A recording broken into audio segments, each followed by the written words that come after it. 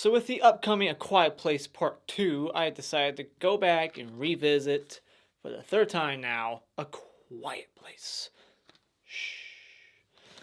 So this movie, of course, came out in 2018, and boy, did they fast track the sequel. Hasn't even been 2 years exactly, and they're already pumping out another one. But this movie has so far been hailed by critics as a great sequel. There's all kinds of articles being released about how this is a great sequel, so I'm looking forward to it. I hope it's a masterpiece as well, because I think this is a freaking masterpiece when it comes to true horror and scares, and it's only PG-13. This is another great PG-13 horror movie. Just like Insidious, I thought that movie does it perfectly. It doesn't need to be R, and so does this one. And plot synopsis, in case you don't know what it's about A Quiet Place. It's about aliens, creatures, they invade Earth, and it takes out basically almost everybody, and there's just survivors. Only a few survivors left on Earth. We don't know how many, but, it's just very few that we know about. But we're following this family, and they're trying to make the best of life. They're trying to live as quiet as possible and try to act like everything's normal, but it's not. There's creatures out in the wilderness that will kill you if you make a single sound, and I mean any sound at all. The shit they have to do just to keep quiet is crazy. Could you imagine living in the world where you can't snore, sneeze, burp, have hiccups, vomit, you have diarrhea, take a loud shit, have sex? I find it funny that Emily Blunt's character in here, she gets pregnant. That must have been quiet sex. But yeah, let's get into the negatives, I guess, because I don't really have much. The alien creatures in this movie, they look great, but I like the uniqueness of them, their head, the way it opens. But there's some weird, shoddy CGI moments where it looks like I'm looking at almost like a cartoon, computer image. It doesn't look that great. There's just some moments, especially when you see the thing open, we're looking down the ear canal. It just doesn't look that great. Not that bad, but just wanted to point out there's some CGI in here that is noticeable. They didn't have any practical on location actually there aliens robotically moving around. It was basically all CGI. And anything else would just be nitpicky shit. Very stupid little things, how come the army didn't figure out the weakness? Wouldn't it be obvious that the weakness would be louder noises, noises that so loud that it would just drive them nuts and make their heads blow up like scanners? It's just little nitpicky stuff. But other than that, I think this movie is great. Everything else is positives. I love this freaking movie. It was in my top 5 horror movies of 2018. And if I could go back, I would put this at number 1. Because I think I had in top 3. This has to be number 1. I didn't even see Hereditary that year.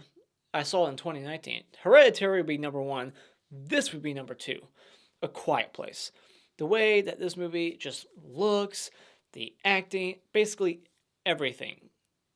I love that they got an actual deaf girl to play a deaf girl, and I like that they have a deaf girl in the movie. It's just so great writing wise, because could you imagine being in a world where you have to try to be as quiet as possible, but you don't know how quiet you are. You're deaf, so you could be walking on creaky floorboards and you don't know. So it's just a great idea to have a deaf character, and it makes sense again writing wise, because therefore the parents know sign language because they've raised a deaf daughter, and therefore their kids know it too because they want to be able to communicate with their sister.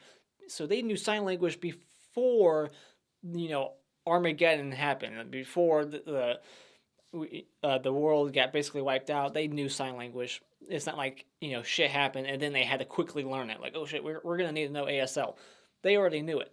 So I just love the writing in the movie. It all makes sense.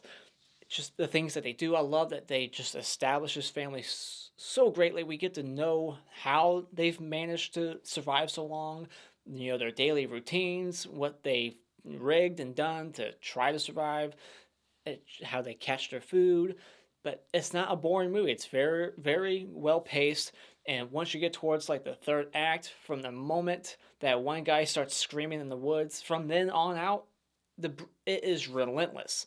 This movie is just tension after tension after tension, just constant thrills, and it just never pumps the brakes at all. It just keeps going till the very end, and it's just an awesome freaking thrill ride.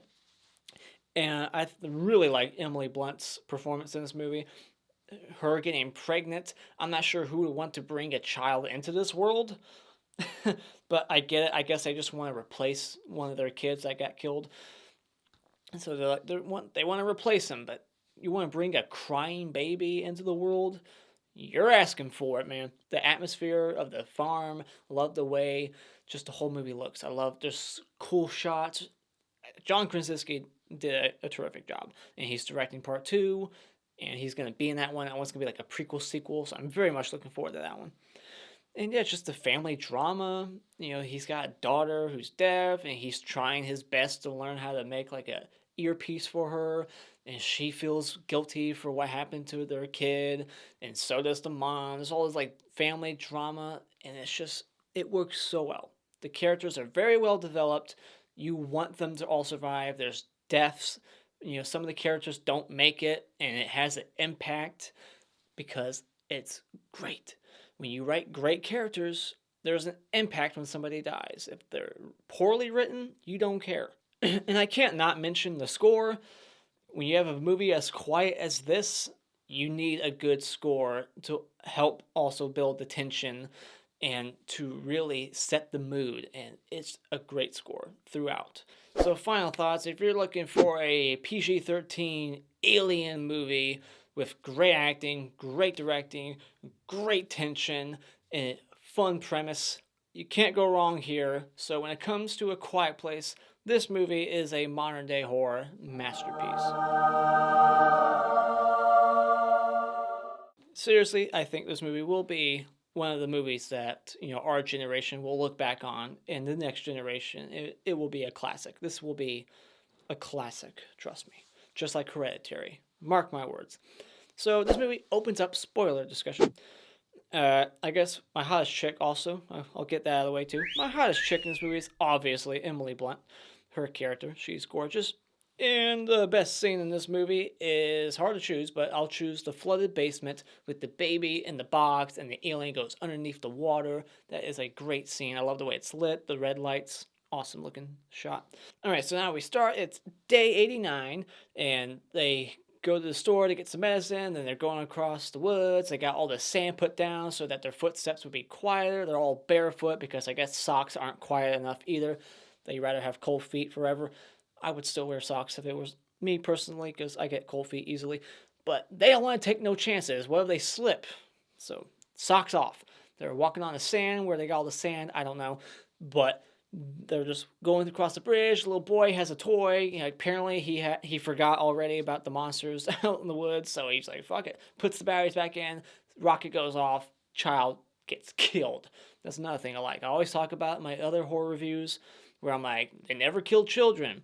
This movie does. PG-13 movie, we see a like 4 to 6-year-old kid get wiped out. Awesome shot.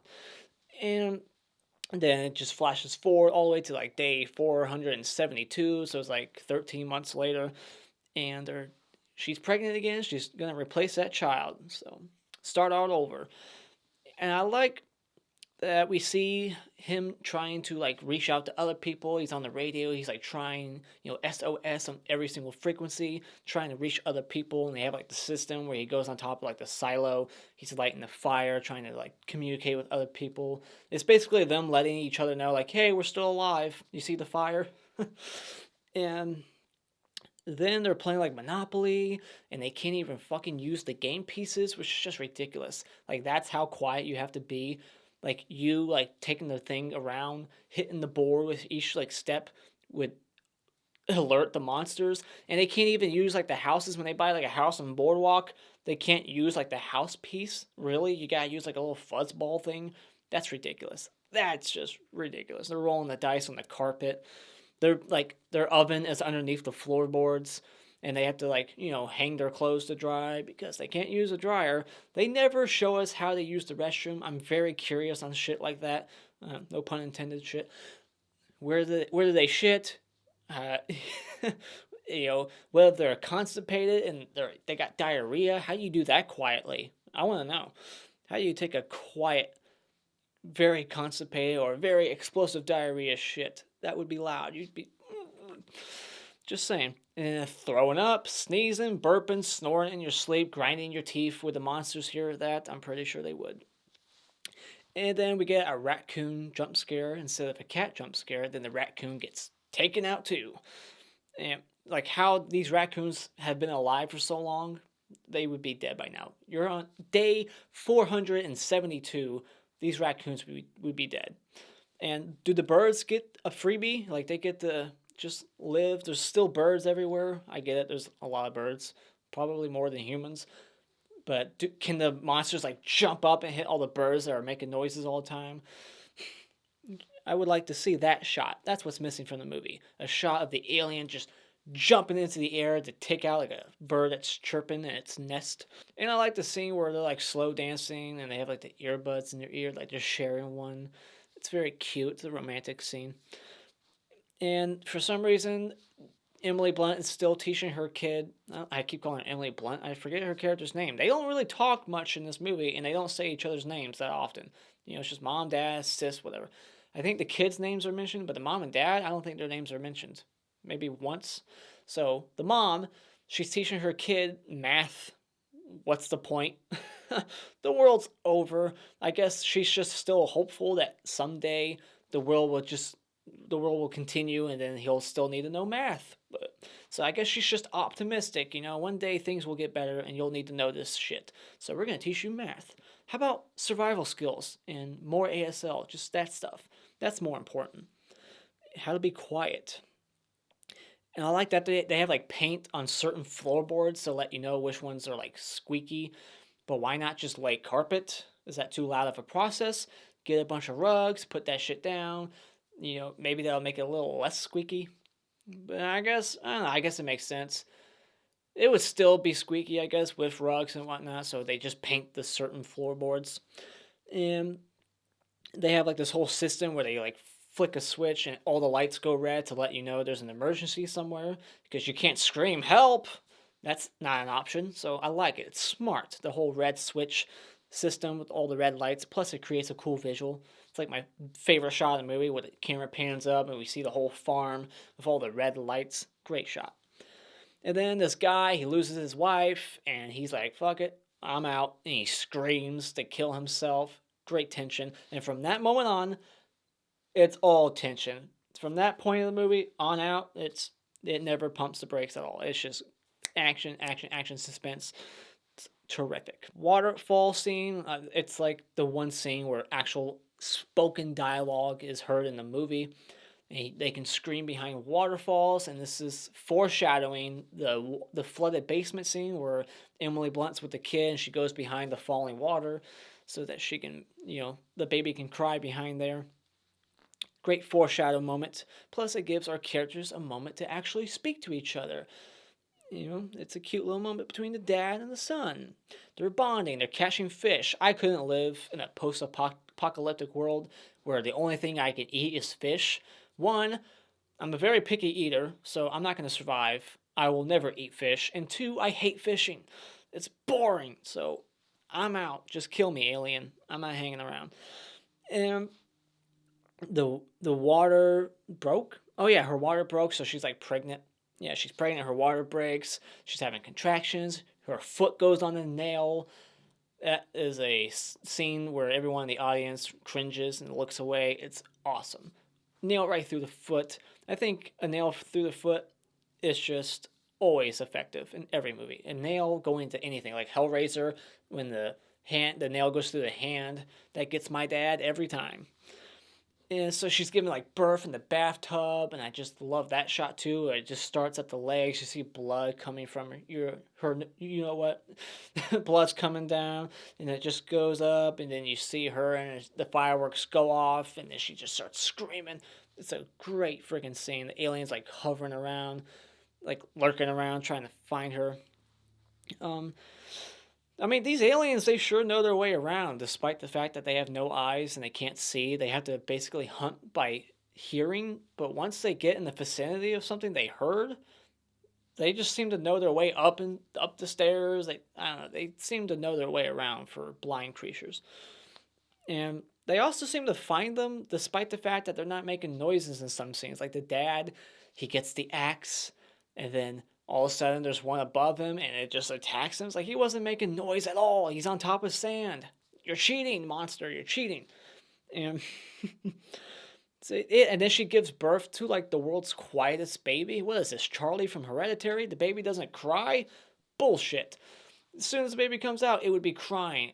Maybe it's possible there are some babies that are just naturally quiet, but would she really be that lucky? That's a coincidence. If that baby was crying when it came out, she'd be dead. And I love that when he goes into the bathroom, he thinks for a moment that she's dead because of the blood in the bathtub. He doesn't see her in there, so he has this moment where he's like crying. He thinks she's dead, and then the hand pops up. It's like a jump scare, but it works. It's just a great moment because the audience doesn't know either because they cut away and then we're like, is she dead? And then the hand pops up. So, oh, whew, she's still alive. Great. So it's just another great scene. And the boy makes a dumb decision. I don't get his decision. He's walking on the sand like he's supposed to. And then he hears a noise. He gets freaked out. So he just starts running through the cornfield, which is loud, hitting all the corn and whatnot, the stalks. So I don't get his decision there. And then they go on top of the silo, and then they fall in, and then it's like that jigsaw scene. They're like stuck in the grain or whatnot, and then the thing falls, almost sliced them in half, which would have been great. If this was an R film and they really wanted to go for it, that lid, that door, or whatever, would have fell and chopped him right in half. That would have been hilarious and disturbing and awesome. And so, yeah, then the dad dies, and it's a very touching moment. He's like, I will always love you, doing the sign language. It's a great scene. He sacrifices his life for his kids, and then they go home, and they find out the weakness. It's her hearing aid. It makes this big old loud high-pitched noise that makes their heads open up, and when it's opened up, it's like they're vulnerable now. You can shoot them right in the head and it'll kill them. And then, yeah, it just ends with her, like, cocking a shotgun. We see all these aliens going through the fields and the monitors that they have set up. So she's just like, bring it. And then hopefully in the sequel, we'll actually get to see what happens after that. I hope it picks up right at that moment, like a Halloween 2. I'll be disappointed we don't see exactly how she got out of that basement alive. The movie ends with like 6 of them going through the field towards their house. So I want to see how she, pulls that off. How many shotgun shells does she have? I didn't see too many, so I guess you just need one for each, right? So let me know what you thought about this movie. Put all your thoughts in the comments below. Do you agree with me that this movie is a masterpiece? I haven't seen anybody shit on this movie. This movie has like a 90-some% on Rotten Tomatoes. And for once, me and Rotten Tomatoes agree on something. What do you know? But anyways, thank you so much for joining me tonight. If you like what you've seen here, you can hit this like button, share with all your friends, and become a subscriber today just by clicking on my cartoon face in about 5 seconds. And until next time, auf Wiedersehen.